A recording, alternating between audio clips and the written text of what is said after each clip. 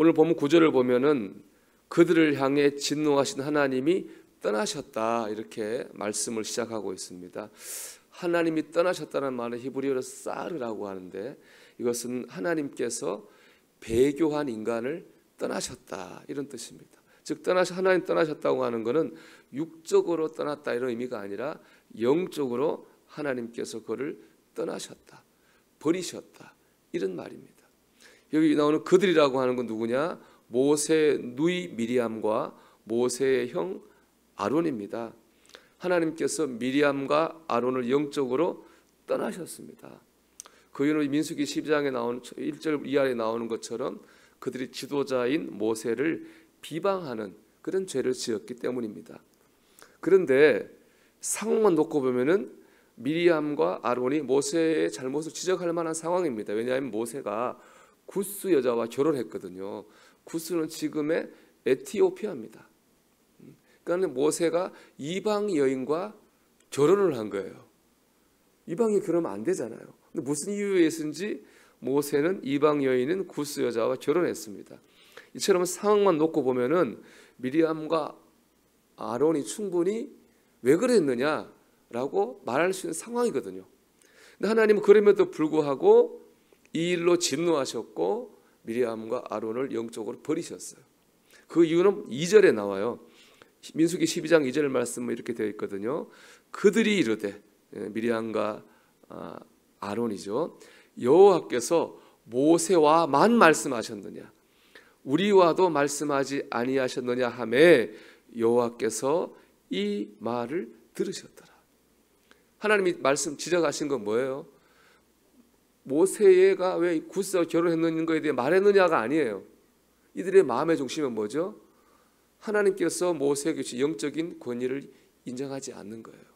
그리고 자기들도 그랬다는 거 아닙니까? 자기들을 높이고자 하는 교만한 마음이 있었던 것입니다.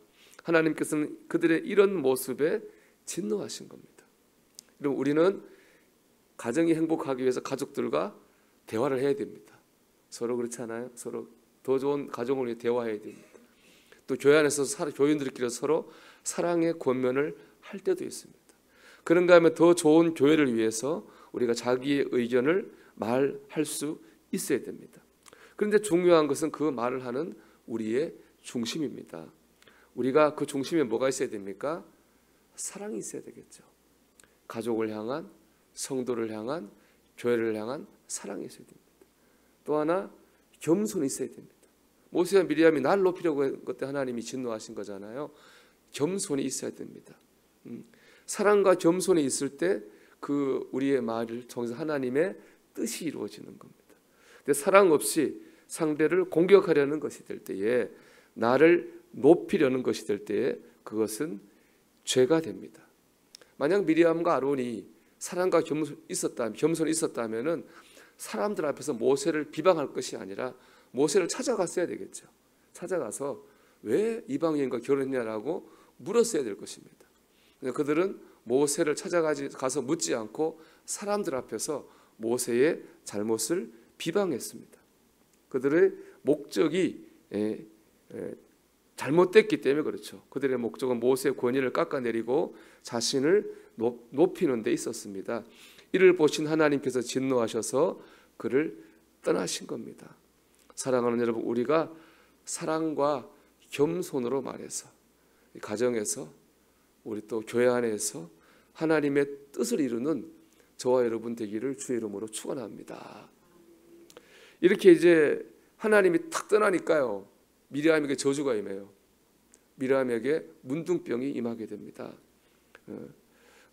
이걸 본 아론이 정신을 차리고 모세한테 와서 사과를 합니다. 자기의 어리석은 것을 반성하고 용서와 은혜를 구했습니다. 이에 모세는 그들의 죄를 사해 주시기를 하나님께 기도하죠.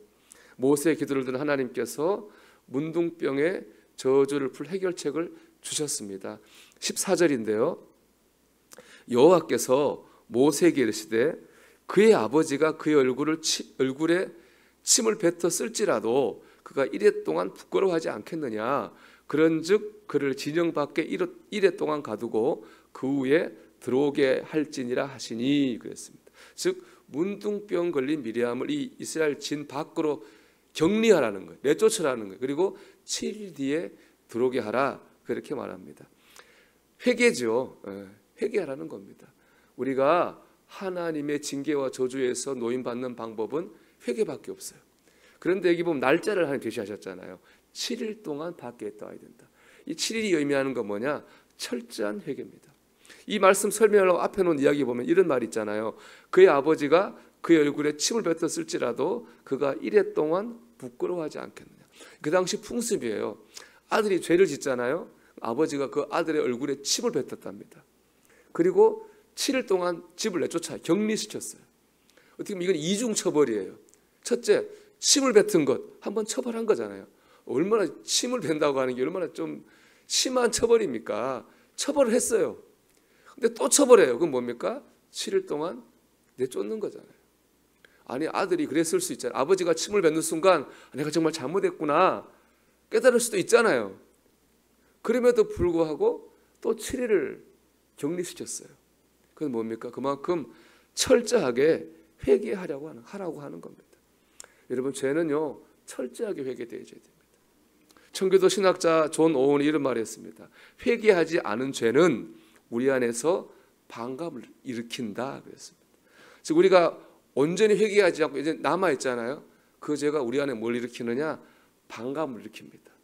하나님에 대해서, 교회에 대해서, 예배에 대해서, 기도에 대해서, 그렇죠?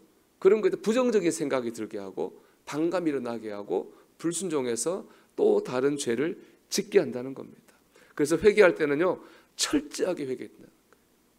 우리 안에 부정적인 생각이 있다고 한다면은 그건 아직까지 우리가 불순종하고 그런 부정적인 마음이 있다면 아직까지 내가 회개하지 않은 죄들이 내 안에 있다는 말인 것이죠. 여러분 우리가 지금 사순절을 지나가고 있잖아요. 우리 사순절 회개하는 절기인데 우리 안에 정말 죄가 없도록 우리가 철저하게 회개해야 되겠습니다. 내 안에 그 반감이 있다는 것 자체는 그렇다고 참 이 말씀이 은혜가 됐습니다. 우리가 철저하게 회개하는 가운데 하나님 앞에서 온전히 나음받고 은혜 받는 저와 여러분 되기를 축복합니다. 마지막으로 은혜가 되는 건 이제 모세의 모습이에요. 모세는 자신을 비방하던 미리암과 아론을 정죄하지 않았어요. 하나님이 정죄했잖아요. 정죄하지 않고 오히려 나중에 그들의 죄를 용서해 주시기를 기도했습니다. 그다음 미리암이 7일 동안 나가 있었잖아요. 미리암이 올 때까지 오늘 말씀 보면 행진하지 않고 기다려줬다 그랬습니다. 200만 명입니다. 200만 명이 미리암 한 사람이 회개할 때까지 기다린 거죠. 모세가 그렇게 하라고 한 거죠. 모세는 끝까지 미리암이 돌아오기를 기다렸습니다. 이런 모세의 모습에서 예수님의 모습이 보이지 않습니까? 미리암처럼 우리는 죄를 지었습니다. 예수님을 알지 못할 때 모르고 죄를 지었어요. 예수님을 모르고 예수님을 조롱하고 교회를 그랬습니다. 제가 예수님을 알고 난 다음에 어떻게 됐어요? 예수님 대신에 다른 형제와 자매를 비방한 거예요. 사실은 예수님을 비방하나 마찬가지예요. 옛날에는 모르고 죄를 지었다면은 예수 믿은 다음에는 알고 죄를 지은 거죠. 다 주님께 한 거죠. 그럼에도 불구하고 주님은 우리를 버리시지 않고 우리 죄를 용서하기 위해 또다시 십자가로 올라가셔서 우리 대신 고난 받으신 줄 믿습니다. 그리고 우리가 우리 죄를 회개하고 돌아올 때까지 우리를 기다려 주셨습니다. 우리가 이 사랑으로 구원을 받았고 하나님의 자녀로 지금 살고 있고 지금도 부족함에도 불구하고 은혜 가운데 거하는 줄로 믿습니다. 여러분 나를 향한 예수님의 사랑과 은혜를 우리가 꼭 기억하기를 바랍니다.